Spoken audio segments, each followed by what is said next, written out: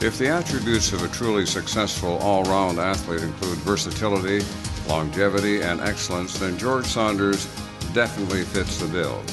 Involved in practically every sport offered at Thunder Bay's Hammersholt High School from 1962 to 1967, it was little wonder George was named that school's Senior Athlete of the Year.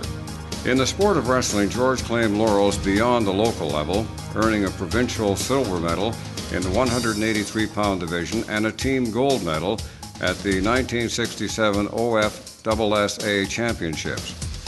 George's talents on the gridiron earned him an invitation to the Saskatchewan Roughriders football camp in the summer of 1967. Recommended to Wisconsin State University by the Roughriders, George declined their scholarship offer, choosing instead to remain in Canada and spend a year at the Collège Militaire Royal de Saint-Jean. It was during that season of football that George suffered a torn cartilage that at the time was repaired by surgery, but which would later resurface at a most unopportune time in his athletic career. Attending the University of Waterloo from 1968 to 1973, George again was involved in many sports, eventually choosing to focus his attention on the wrestling mat, specializing in the 90-kilogram freestyle class.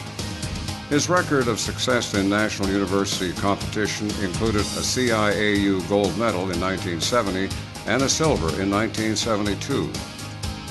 At national matches, he also enjoyed success, earning double silver while competing in the Greco and freestyle events at the Canadian Amateur Wrestling Association Championships in 1971. In 1972, he claimed the national crown at the Canadian Open in Newfoundland and secured a spot for himself on the Canadian Olympic wrestling team by defeating his arch rival, Bob Hartley, at the Olympic team trials. When George stepped onto the wrestling mat for the first Olympic bout in Munich, he entered the history books as the first wrestler from Northwestern Ontario ever to compete at the Olympic Games. When he pinned his opponent Ram Shangi of India at the 2:35 mark of the first round to claim victory, it made his historic event that much sweeter.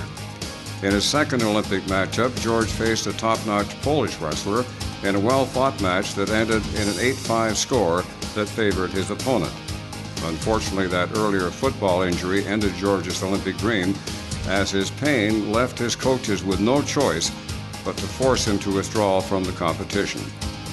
Rounding out his competitive career with a bronze medal performance at the 1973 Canadian Championships, George eventually made his way back to Northwestern Ontario and continued his involvement as an athlete in running, skiing, cycling, and squash.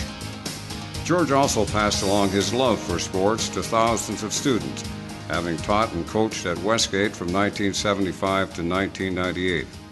His final 3 years of teaching saw him back where it all started over 30 years earlier, serving as a coach with the Hammersholt High School Vikings, rounding out an incredible career in athletics.